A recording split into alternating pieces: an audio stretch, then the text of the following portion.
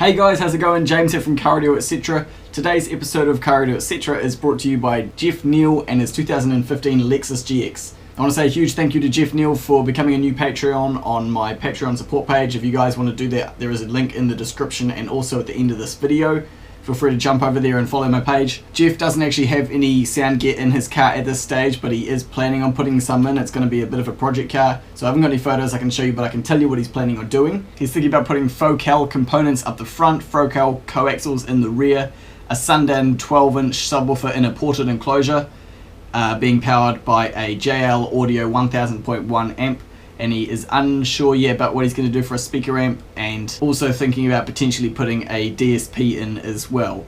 My advice, bro, definitely do a DSP if you're sticking with the factory Lexus system. DSPs go a long way when working with factory head units, especially with things like time alignment, EQ matching, RCA voltage increase, which is really good for when you're running amplifiers off a factory system. Definitely worth their buck. I would recommend either the Rockford Fosgate 360.3, the Focal FSP8, or something by Audison. A lot of you may know I haven't really worked much with Audison. I just know that they're a really good brand because from everything I've seen, Doug Bernards and Amplified use Audison gear for, and Mark from Carrier Fabrication, they both use Audison for a lot of different things, and a lot of their gear looks really top spec. I would like us to get some of it here in New Zealand. I just don't think, I don't know if any of our suppliers do it or not, but I know they're a good brand, so I definitely would recommend them. The 360.3 has definitely always been one of my favorite processors. Steve Mead uses them religiously. The Focal FSP8 is a relatively new processor.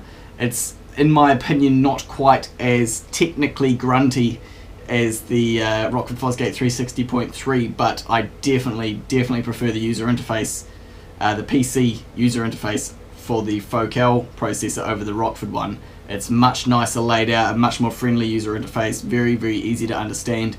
They have a basic and an advanced mode, so you can just do a real quick setup if you need to, or if you want to get really technical and into the nitty gritty, you can still do that.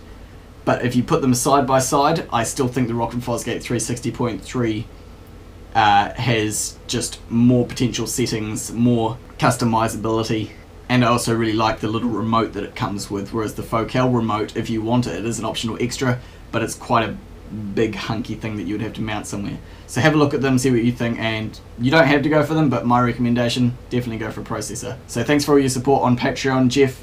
Hope you guys enjoy the video.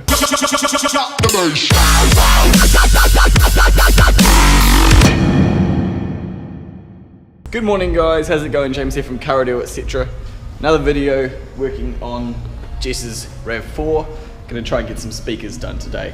Maybe some amplifiers, I'm not sure. I actually do have the car here at work for the next few days, so maybe I will be able to get some amplifiers done, not sure. So in my last video I talked with you guys about what I wanted to do for the speakers, maybe some options, and you guys gave a pretty clear response. Most of you wanted option 1, which was the Punch series components in the front and the Power series coaxials in the back, which is all good.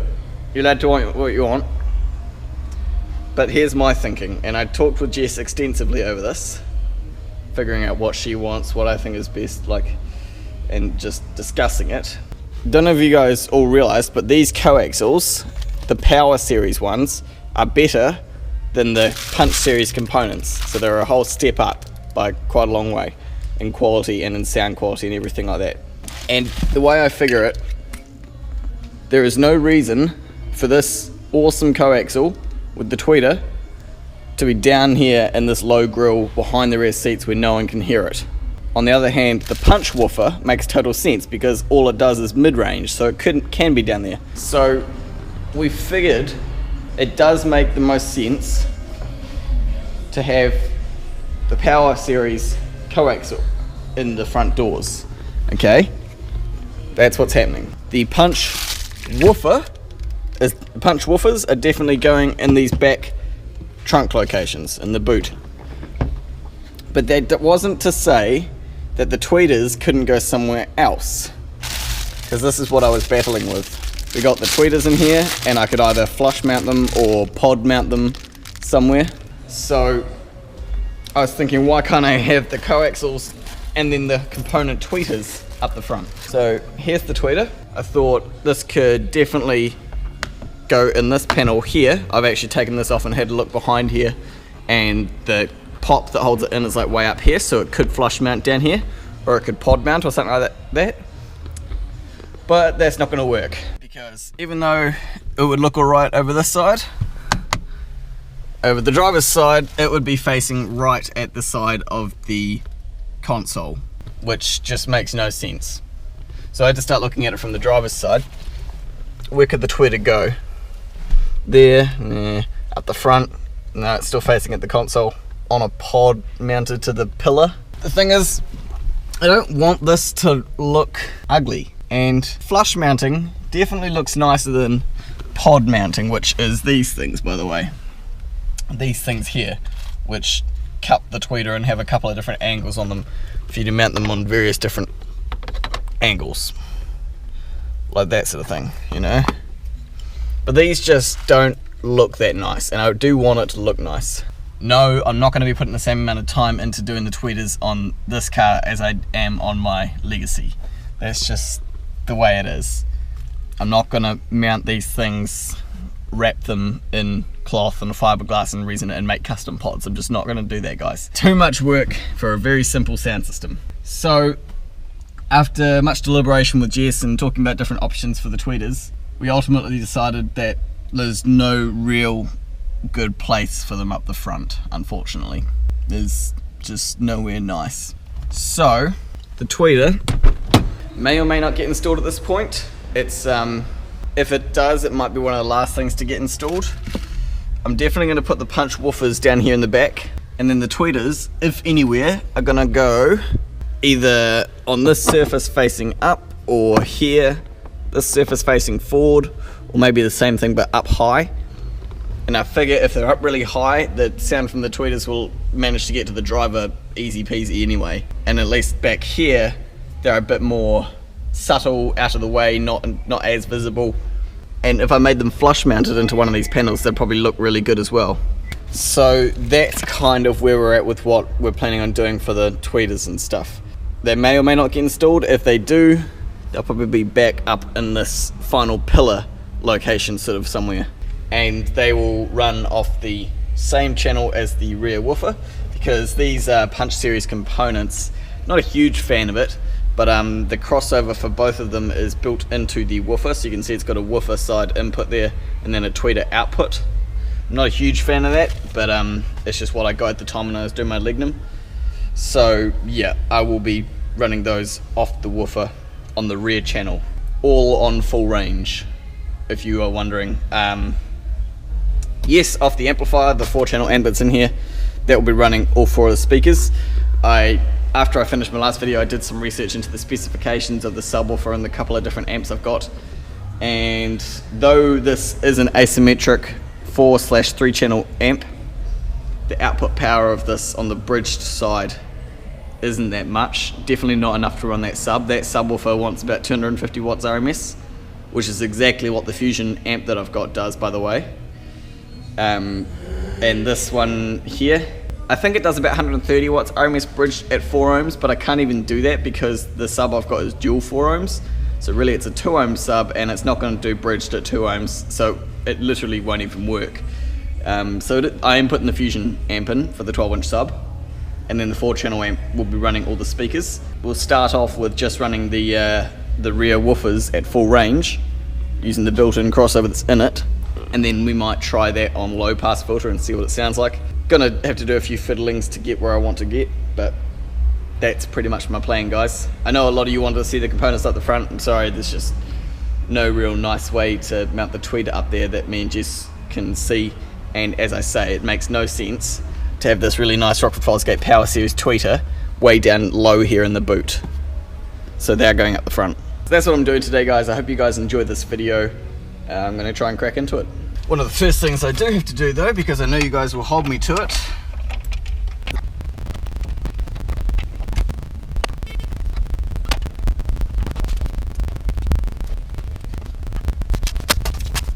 there we go, brackets are now screwed in properly. I'm just going to leave that like that for now, because I may actually end up going in behind here and doing RCAs and remote wire later on today. but I'm not sure, so I'm just going to leave it like that for now. But there you go, I put the screws in, I told you I would. Now I can do the speakers.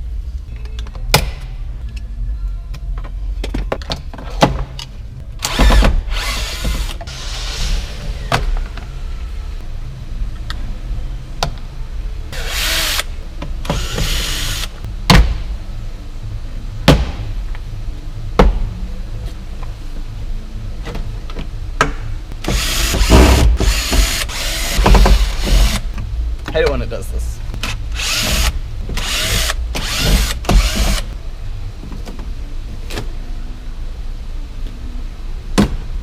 Okay, well the good news is there's a fly lead on the back of the speaker, which is good because it means I can just solder this female plug onto the back of that speaker once it's in here. And I like doing it that way, soldering to the terminals and then using a nice plug. That's the best way to do it, I reckon. Trick is this woofer going to mount into this. And I know, yes, this is just a plastic pod. It's not exactly like a custom-made MDF baffle, but it's going to be good enough for my purposes in this car. Trick is getting this speaker separated from the plastic. It looks like it's got a layer of glue in there. I may have to try and knock it out. Oh, this hurts my hands. It's cold. See the glue in there? Trying to hold the speaker down, making my life a bitch. Come on.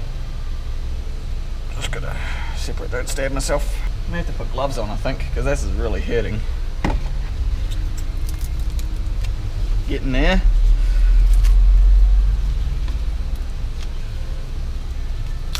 There we go. There we go.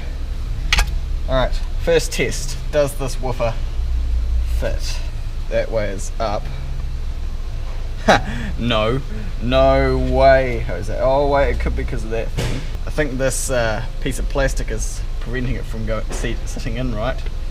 We could try without that. We'll snip it off. Okay, let's see if that's made a difference. Look at that, looks like it does go all the way in. Awesome. So now the question is, does it hit the window and does it hit the door card?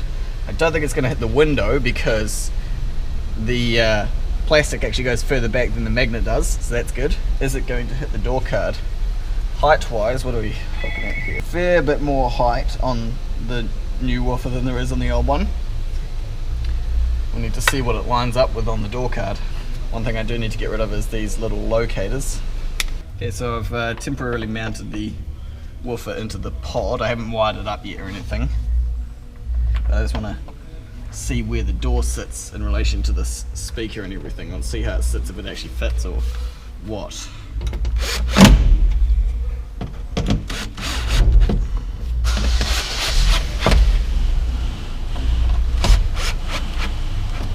Something's telling me this ain't gonna be straightforward.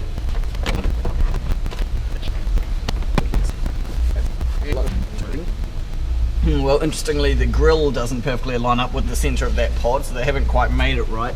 I don't think that's the car's fault. I think it's like the manufacturing design is wrong. Because, I suppose it's relatively center. It's hitting on the bridge of that woofer. I wonder if there's any plastic inside the door card that I can remove. Sometimes that helps. There is some plastic I could remove from here. I'll give that a crack. Don't think it's going to help much though. I think I got it, guys. I just filed down some of that plastic and now this is popped all the way on. This is pushed right up against the bridge of the tweeter. When I say that, I just mean the arm which is supporting it, so nothing that moves. But yeah, it's in there. Looks good. I was thinking for a moment that I would have to, like, you know, cut all of this out and mount like a Rock and Fosgate grill in there or something, which, if I'm totally honest, actually looks quite cool. That looks quite cool like that, I have to say. But I don't think I will, since I managed to get away with getting it in behind there. That's awesome. I didn't think it was going to work, but it did. It's even pushing up against that foam ring, which is on there still. Sweet. Problem solved. Now I can wire it up real quick, which should be easy.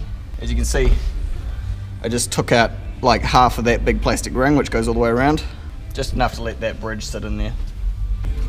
So I just need to solder this off of here onto there.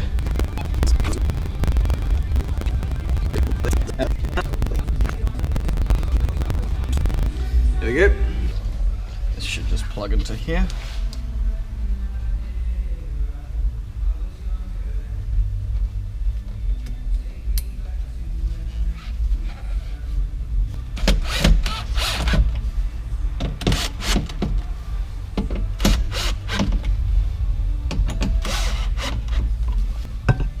Pair it up, make sure it goes. 11 hertz back to back. They're both going.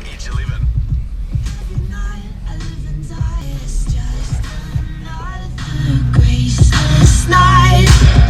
I hate the headlines and the weather. I'm 19 and I'm on fire, but when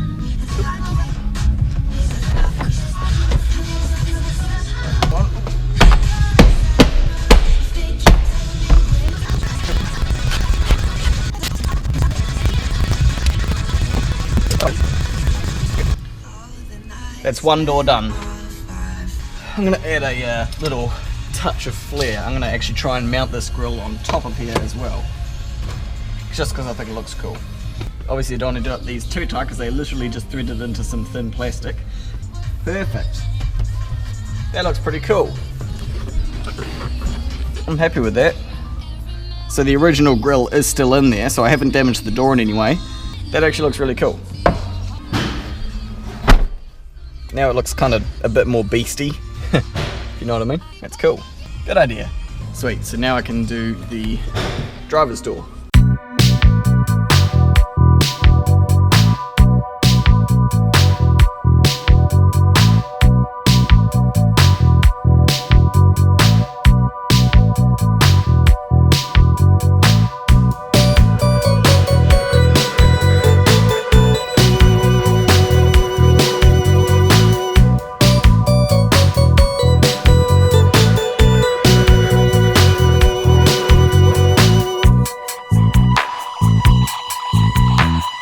Okay, so the front doors are done. Moving on to the back now, getting the speakers done and the amps will be all later on. No, I'm not going to be running wires from the amps straight to the speakers. For this purpose, running it up to the original speaker wires is going to be good enough. This amplifier only puts out 60 watts RMS anyway per channel, not anything crazy like 100 or anything like that. 60 watts RMS, so going through the factory wiring is going to be totally fine. So yeah, front speakers are done, moving on to the back, but getting to the back speakers is going to be just a wee bit of extra work. Quite a few screws around all of this, holding these panels on. It looks like I'm going to have to strip quite a few of these panels, so I'm going to chuck on a time lapse and undo as many screws as I can and try and start popping some panels off.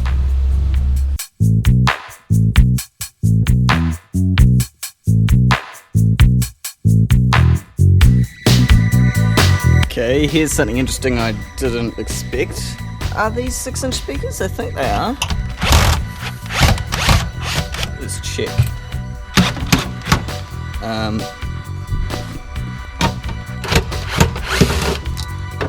Here's my 6-inch midwoofer. Yeah, that's nowhere near. That's a 6-inch. That must be a 5 1/4. Can I widen this hole up? I think I can. I think I'm gonna actually cut this hole bigger so that this can mount straight into it. I might as well, because I haven't got any 5 1/4s. She'll get better bass out of 6s than she will out of 5s anyway. And these 5s are pretty well buggered. Well, that just made this job a whole lot more interesting. Okay, so this cardboard ring is pretty much exactly the right hole for this speaker. Might be it might be a 6-inch speaker that's in there now, and this is a 6 1/2. I think that might be the difference. Like I have to take off like maybe 8 or 9 mils all the way around. Oh well, here we go.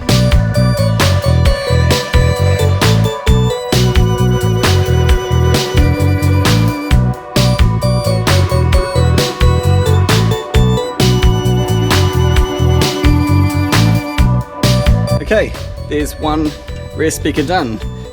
So the process I used for getting in there was started off by marking the ideal size hole with this thing, with the Vivid, and then I started with, this is what's called a nibbler if you're unsure. Basically inside this shaft here, this little piece here goes up and down really fast, and it just takes these little, there's a few here, these tiny little nibbles of metal out, really fast, and it's a really good way to cut through sheet metal. After that, I use the power file to smooth out the spiky, dodgy corners which the nibbler leaves, and also to use it to get it to the right size hole for this to fit, which I did. Marked the holes, drilled them out, and I also put some speed clips on the holes as well for the screws to go through, because I don't want the screws to over time just get loose and pull out of this one thin sheet of sheet metal, so the speed clips will hold them in there permanently. I also connected up the little extension lead that comes with them for the tweeter, so this is ready to go for the tweeter if I want to add it on, and if I don't, then it will just get bundled up here somewhere, I guess. But yeah, there's one done. I better just check it works. And at this stage there will be only bass coming out of it because it's on rear bass enhancement mode. Well, it is moving. Let's turn the volume up a bit.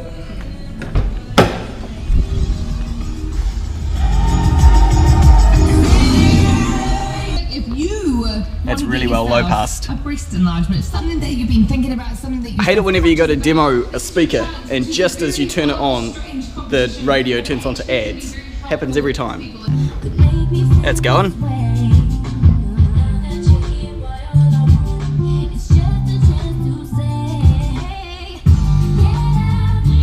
Nice. What I might do is I'll just show you guys the difference between rear bass enhancer on and off. Put you guys nice and close here so you can hear it and see it.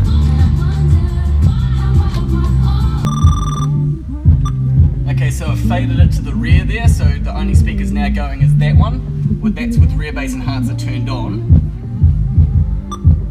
Okay, there we go, faded with balance to only, so that's the only speaker going.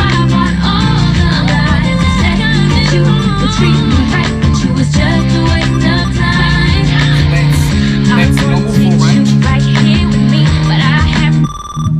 And that's rear bass enhancer.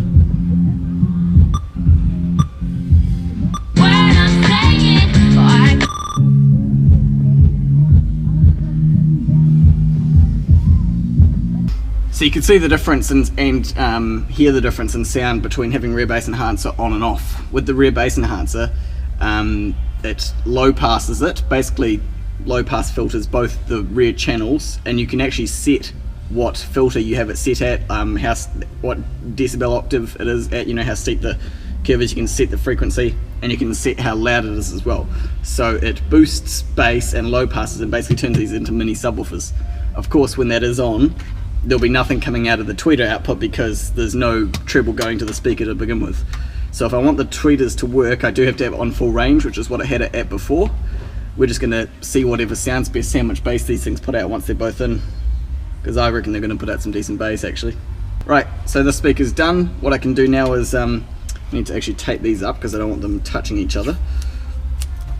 I'm going to vacuum and clean all of this side and put it back together. It's good practice to, when you've got parts of the car apart, to clean under them while you're doing it, because it just, you don't go into them very often, so cleaning underneath them while you're there is a really good idea, since you don't get many opportunities. And also it means the car just overall lasts longer because it corrodes less, even though it's not water, like dirt and shit can cause corrosion. So I'm going to get this side of the car clean, put it back together, and then start on the right hand side. GoPro's looking low on battery. I might plug it into the power bank for a wee bit. It's actually lunchtime, so I might stop it. I might stop here for a minute, have some lunch, charge the GoPro up, and then get back into it after my lunch break. Sweet. Just had lunch. Good to go. Something I didn't mention before is that you can't really see them, but if you look just here, that square hole beside the speaker, that is what was housing, you can't see it on that side, but these 4 yellow clip things, which the big screws that held the original speaker in, all 4 of those holes are still there and still intact. I didn't have to cut through any of them. On cars that I own especially, or cars that I work on a lot, I really like to leave things as revertible to factory as possible.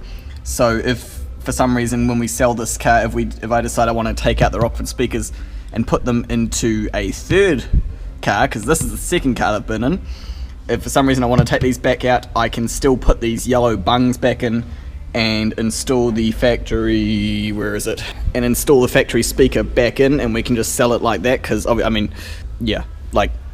that's kind of, yeah, why I do that. So the good thing is we can put the factory speakers back in. I can take these out and put them in the next car or in something else like an office system or something. I always find, like, for me, that it is always worth trying to make things reverberable. Just, can I help you? Can't really remember what I was saying, but I think I was rambling, so I'll stop there.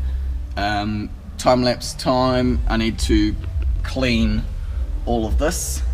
The reason I'm not doing the tweeter or anything now is because I actually need to see what it's like once I've done it with the amplifier, because I don't know if that rear bass enhancer even translates through to the RCA preouts. So I'll hook the amplifier up first, and then depending on what it's sounding like or what happens, I'll come back to doing the tweeters at a later date. But the wires are already here and good to go, so getting this panel off was actually quite easy. I can do it again, no worries.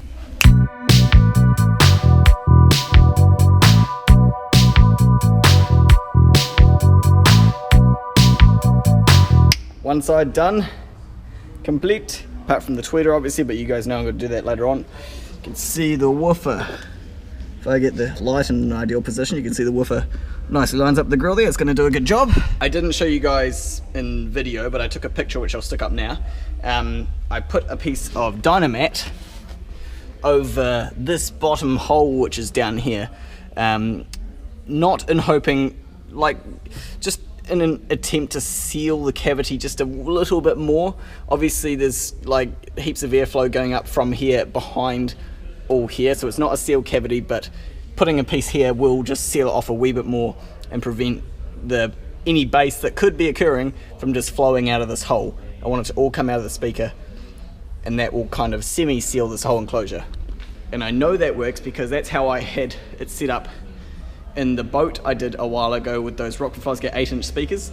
The 8s that were up the front, which were in not a completely sealed enclosure but a mostly closed off enclosure with a hole at the end of it, did produce a lot more bass than the speakers which were down the back of the boat, which were pretty much in an infinite baffle. So it does work. Just a wee bit of Dynamat should make a small difference. So I've done this side now, and I've vacuumed it and cleaned it up a wee bit. Just a nice thing to do for your fiance every now and again. Make sure it's nice and clean. So that side's done. Moving on to this side. By the way, the electricians who did this car for the trailer cable, this is not okay. Trailer plug cable just slapped straight across the front of the speaker is not okay. I don't know where some people get their ideas of what a code of practice is, but this is not correct codes of practice. That's wrong. This is what we deal with a lot of in New Zealand.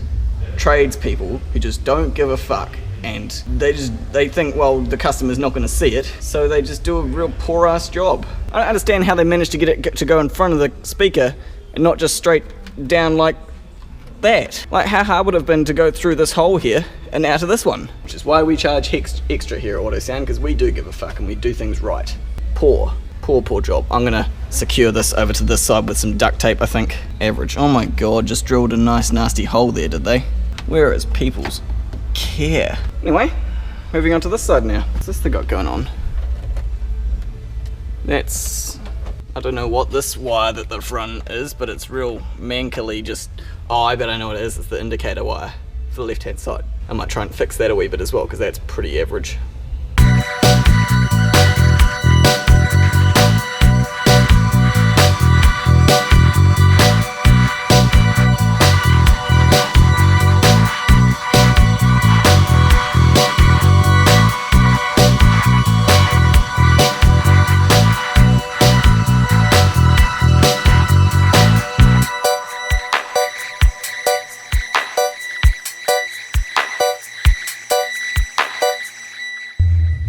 Right, there we go, back together.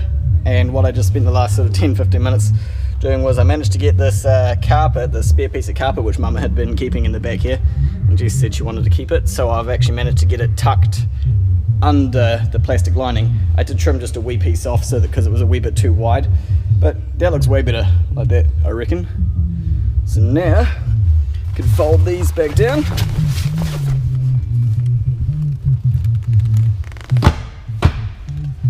That.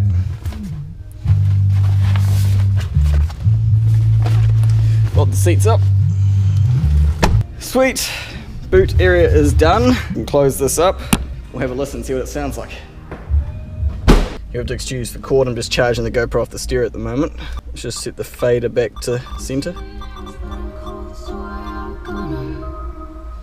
Got the rear bass enhancer turned on to maximum. And he says, "Cause your age." Jesus. Decent bass coming from the back. Definitely more bass than the last speakers.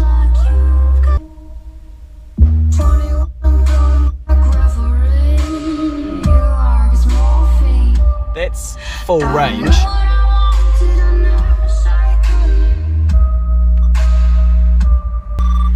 So that's what it sounds like. Where there's, man, there's a lot of vibrations coming from back there.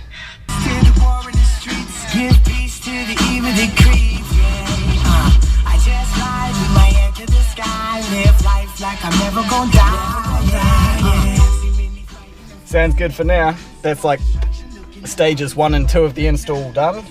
Speakers, front and rear, done. Next step would definitely be the amplifier, 4-channel. Well, that's pretty much, as I said, yeah, the speakers are all done, good to go. I'm keen to take it home and let Jess have a listen to it, see what she thinks of it so far.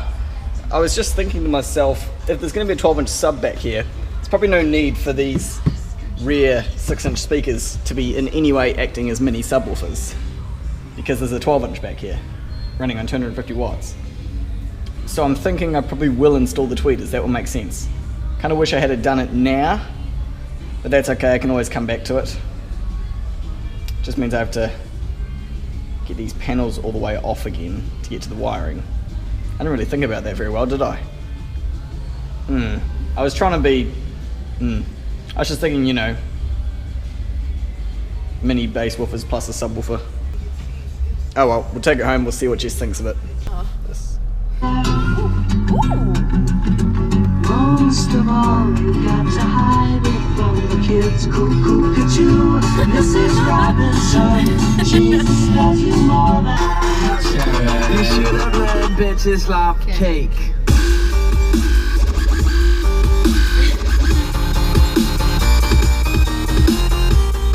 So, like, good. at the moment I've got it on rear bass enhancer. Yeah. So if I turn, if I fade it all the way. Are there rear speakers in as well? Yeah. Oh, okay. Get her. I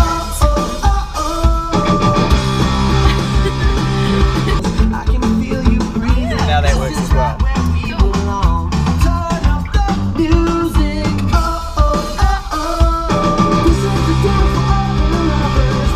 Sound good? Yeah, it's Happy with good. the sound? Yeah. So once we add the amp, it'll be able to go louder. Cool. No, that's really good.